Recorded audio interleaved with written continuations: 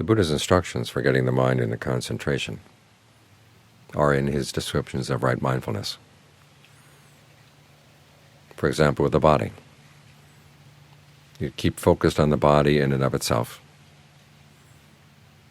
ardent, alert, and mindful, putting aside greed and distress with reference to the world. The body in itself here means the body simply as it's sitting here right now. You don't think about the body and the world.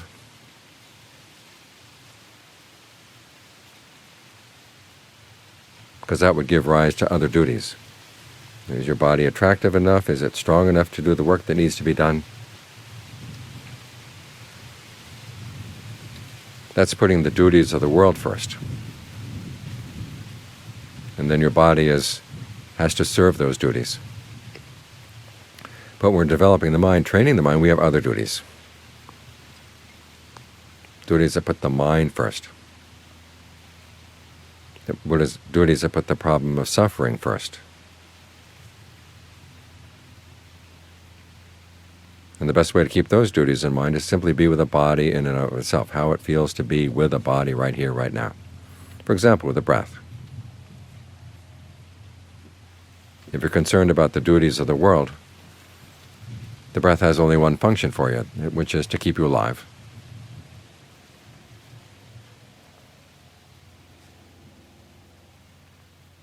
And so when you're taking on duties for the sake of the world, the breath doesn't have much meaning.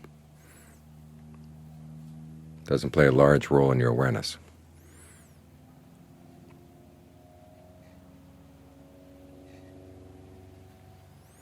But when you're taking on the duties for the sake of the mind, and for the sake of the well-being of the mind, the breath suddenly plays a much bigger role. It's what you're living with here as you stay with the body.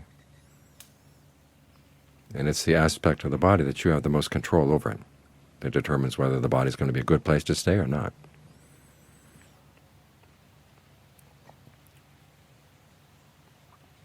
So when you look at the body just in and of itself, the relationship of the mind to the breath becomes much more important. And it encourages you to pay a lot of attention to how the breathing feels. And at the same time to work with it, to make it a good place to stay.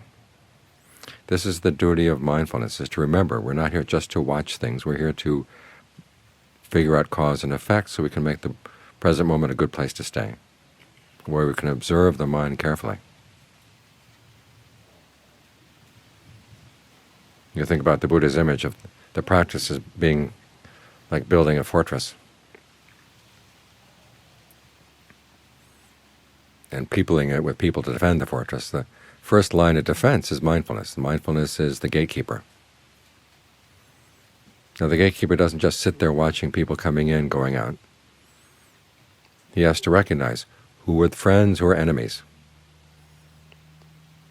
If he recognizes friends, he lets them in. If he recognizes that people are enemies, or if he sees they're people you can't trust, he does his best to keep them out. He's not a mannequin gatekeeper. Sometimes you hear that mindfulness is simply being aware of things arising and passing away. But that's like a mannequin policeman. You know those towns where they don't have enough money to pay for enough police, and so they take a mannequin, they put it in a police car, and they park it by the side of the road to get people to slow down. Now that may work in a few cases, but if you drive past that spot often, you begin to realize this is a mannequin, it's not a real policeman. And then it doesn't have any effect anymore. In the same way, there are some defilements in the mind, some causes for suffering in the mind, where all you have to do is look at them squarely, and they get embarrassed and they disappear. Mannequin mindfulness works for things like that. But there are other defilements who have no sense of shame at all. You look at them and they just stare right back. They just keep on doing what they want to do. That's when you need a real gatekeeper, someone who is more proactive and remembers his duties. That's the function of mindfulness, is to keep something in mind. In this case, we keep our duties in mind. The duties here are the duties for the Four Noble Truths. These are duties for the sake of your well-being. The first duty is to comprehend suffering. That's the first noble truth, and its duty is to comprehend it. Now, comprehending it here means we understand it to the point of dispassion. You ordinarily wouldn't think that we're passionate for our suffering. But as the Buddha said, suffering isn't something that just happens to us. We actually go out and do it. We cling to things, thinking that it's worthwhile clinging to them. And we tend to ignore the drawbacks. It's like holding a vicious animal in your hand, because the animal has something you like. Maybe it has a nice fur coat or something. But then it bites and bites and bites.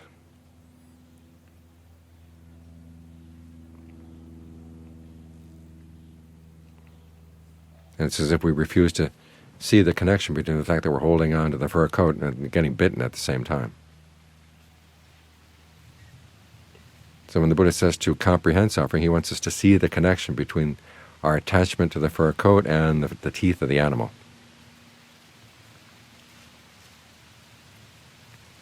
And realizing that it's not worth it.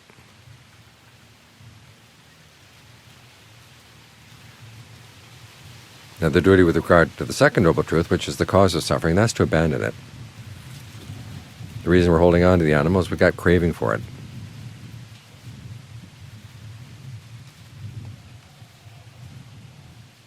Either because we think it's something fascinating, just it's a beautiful coat, fur coat that it has that we want, or we want the fur coat because it gives us a sense of status.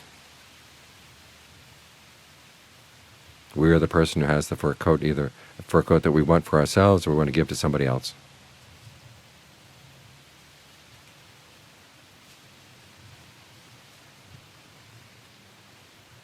And then there's the craving that doesn't like a state of becoming,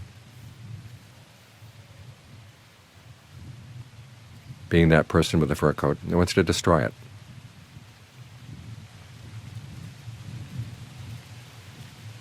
All of these things involve suffering,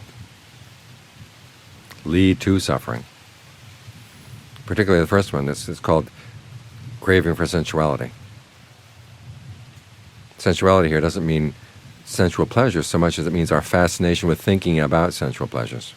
We can plan and plan and plan, say, a meal for the meal we want to have when we leave the retreat, where we want to go, what kind of food we want to order, or we're going to go home, what kind of food we want to make. And you can think about that for whole hours.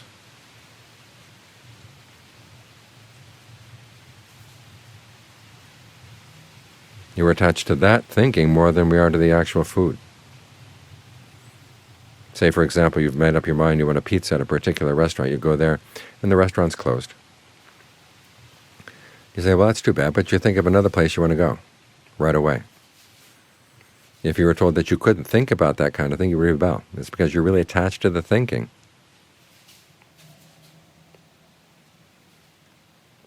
Because thinking about sensual pleasures all the time gives rise to a sense of lack. And that lack is what leads the mind to do unskillful things that lead to suffering. So that's what you want to let go of. When you can do that, then you follow up with the duty for the third noble truth, the cessation of suffering, which is to realize it. In other words, realizing that when you let go of craving, suffering ends. There may be stress in the world outside, problems in the world outside, but the suffering that weighs down the mind, that's gone. You want to see that clearly. And you do that by developing the path. That's a duty with the fourth noble truth. The qualities of the path are not there yet. We give rise to them. When they are there, you try to maintain them and develop them. So this is what your gatekeeper has to remember. For instance, concentration arises in the mind, and then it goes away. You don't just say, well, that's the nature of concentration, nature of things to arise and pass away, thinking that it's discernment. Actually, it's simply not doing your duty. Your duty is to try to figure out how to get that concentration back. Try to remember what gave rise to it to begin with. Can I recreate those causes again? And if I can't, well, then keep watchful for the next time when concentration arises, so you can see the connection between what you do and how the mind settles down. So this becomes a skill.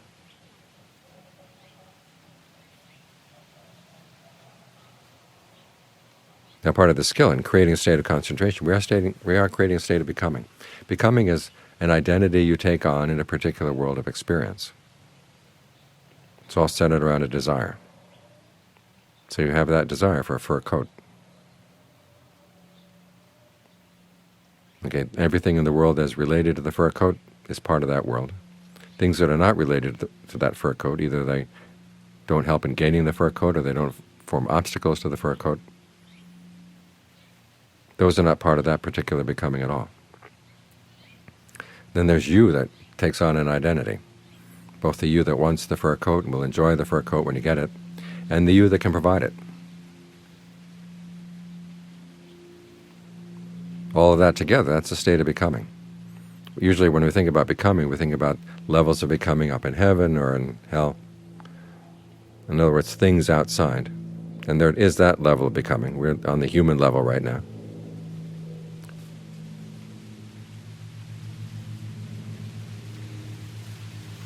But those outside becomings come from the becomings in the mind.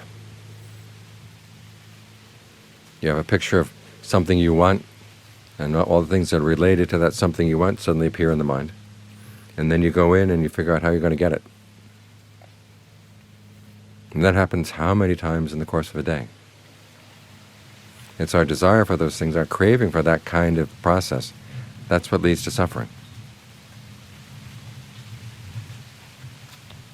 But in the Buddha's approach, we have to create one state of becoming so that we can let go of the others. And that's the state of becoming, which is concentration. The world of your concentration right now is your sense of your body as you feel it from inside. You're the meditator trying to get the mind to settle down. That's the becoming you're going to hold on to. Like a John Cha story. You're coming back from the market, you've bought a banana. Someone asks you, why are you holding the banana? You say, because I want to eat it. And then they ask you, are you going to eat the peel as well? No. Then why are you holding that? And then John Cha says, what you're going to answer that person with. And his answer has two levels. The first level is, you've got to have the desire to come up with a good answer, so you answer with desire. He's pointing to the fact that we need desire on the path. Not all desire is a cause of suffering. Some skillful desires are actually part of the path. And the second part of the answer is, the time hasn't come to let go of the peel yet. If I let go of it now, the banana will become mush in my hands. It's the same with the mind. We're trying to get it to understand suffering. You need to have a good place to stay in concentration. You're trying to understand all your other mind's attraction to other forms of becoming. You need this form of becoming to hold on to, both to understand the process of becoming and to compare this state of becoming with others, seeing that this one is a lot better.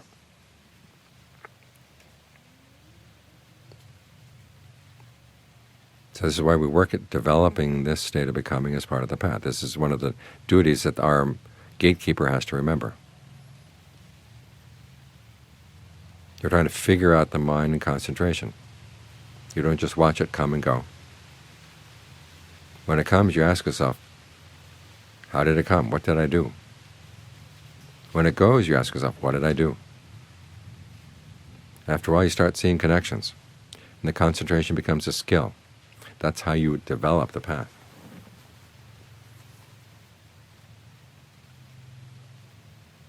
Now, in the beginning, it may seem like a lot of work. We come here, we want the mind to settle down and be still, and it is not much stillness.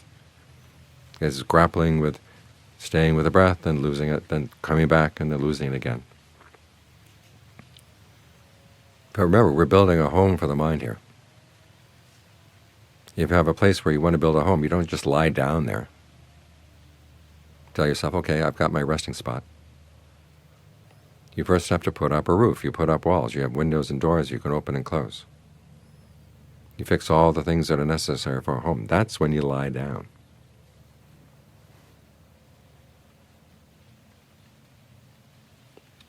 So even though there may be some frustration in noticing the mind slipping off, each time you've caught the mind slipping off, okay, remember, your gatekeeper is at work.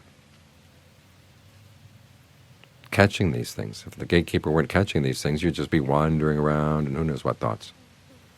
You're training your gatekeeper to get more and more alert, so that it knows its duties. Otherwise, we keep doing the wrong things. There's a famous meditation monk in Bangkok years back. His name was Jokun Na. He was doing walking meditation in front of his hut one night, and this young monk came up and said, "I've been harassed by these thoughts all day. I can't get rid of them." Jokun Na looked at him, said, "You're doing the wrong duty." Turned around, went back into his hut. Fortunately, the young monk had been studying the Dhamma, and as soon as he heard the word duty, he was thinking about the duties of the Four Noble Truths. He was developing the thoughts instead of letting them go. Or you might say, whatever it was that was causing the thoughts, he was trying to let go of the thoughts without letting go of the cause.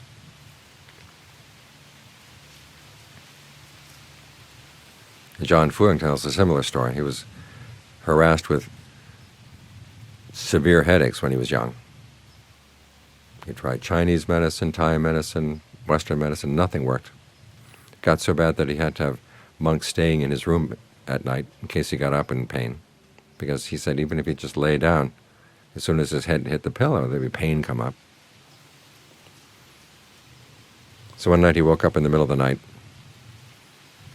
got up, and the monks who were supposed to be looking after him were all asleep. He asked himself, who's looking after whom here? Then he told himself, well, as long as I'm up, I might as well meditate. And as he was meditating, he suddenly realized he was following the wrong duty. He was trying to abandon the pain of the headache without searching for the cause. So he looked for the cause and he found it. So when he realized, one, that the pain of the headache and the suffering, those are two separate things.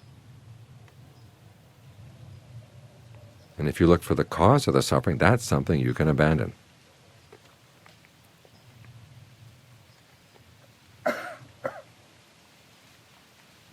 So try to train your gatekeeper so that he remembers your duties as you're sitting here, the duties that are there for the sake of the mind, sake of the well-being of the mind. As for any other duties for the sake of the world, you can put them aside right now. This is your time.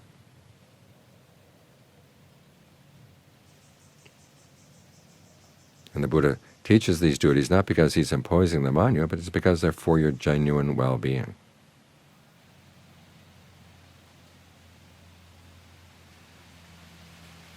And so when your gatekeeper is well-trained, you'll be working for your well-being at all times of the day and night.